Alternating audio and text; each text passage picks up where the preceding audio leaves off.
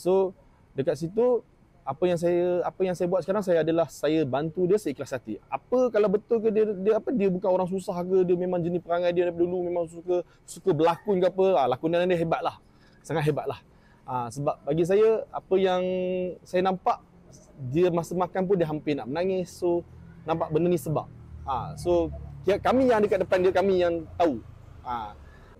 Kami lepas order kereta bagi untuk hantar dia ke TBS tu, kami follow. Tengok dia ada tak berhenti kat tepi jalan ke apa ke, tak ada. Memang sampai ke TBS. So kita orang check dalam apps kita orang, memang orang tu hantar sampai ke TBS.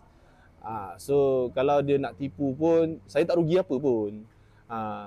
Apa pun bagi saya rasa budak ni sangat beradab.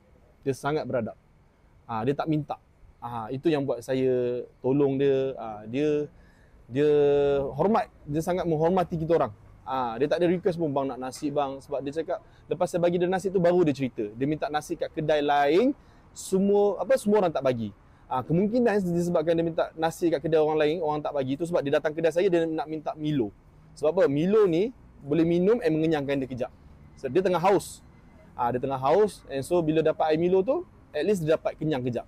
Sebab dia takut dia minta makanan, orang tak bagi. Tu sebab saya offer dia makanan, dia tak nak. Dia kata tak apa bang. Tapi saya yang paksa dia makan.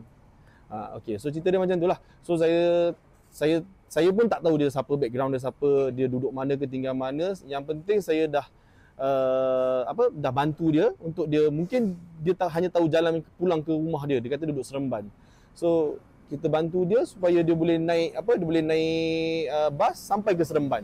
Mungkin sebab dia tak ada phone, dia tak ada apa, nombor phone mak bapak ke apa ke, dia kata mak bapak dia tak ada, tapi ada orang cakap mak bapak dia ada lagi. So saya tak tahu mana satu cerita betul.